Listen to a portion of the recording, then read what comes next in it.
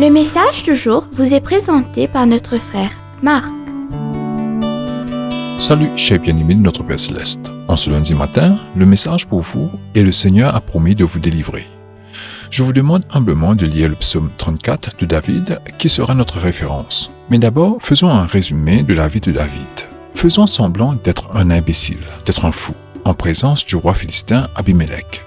Bien-aimé, lors d'une cérémonie discrète conçue par le Seigneur, dans 1 Samuel chapitre 16, le prophète Samuel a oint David pour être roi d'Israël. Samuel a dit à ce jeune homme pieux, « Tu es maintenant désigné par Dieu pour diriger son peuple. » Pourtant, ce serait un long voyage vers le trône pour David.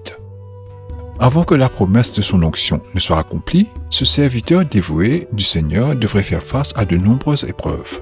Dans les 5 chapitres plus tard, nous voyons David courir à un flanc de colline et sur les routes poussiéreuses, fuyant le roi Saül qui avait juré de le tuer. Bien-aimé, quel humble début pour un homme craignant et aimant Dieu comme David. Très cher, faites une pause et réfléchissez à votre propre situation. Avez-vous déjà vécu une situation aussi épouvantable et désastreuse, même si vous savez que vous avez été appelé à servir le Seigneur? N'oubliez pas qu'il y avait là un serviteur, selon le cœur du Seigneur. Récemment qui court maintenant pour sauver sa vie, pour chasser sans défense, sans abri et seul. La seule pensée de David était « Je dois quitter ce pays maintenant.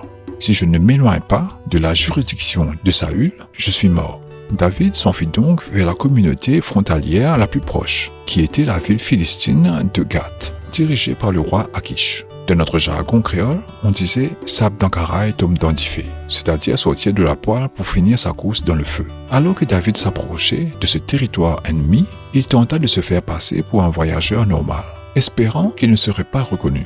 Et c'est là que ses problèmes ont doublé. Alors qu'on lui conduisait au palais du roi, David devint tellement désespéré qu'il décida de faire une folie. David avait très peur du roi Akish. À voir 1 Samuel chapitre 21 verset 12. C'était la situation très chère. Demain, nous reviendrons sur ce message. Veuillez lire le psaume 34 dans son intégralité. Que Dieu vous bénisse tous. Profitez de votre journée en lui. Au revoir.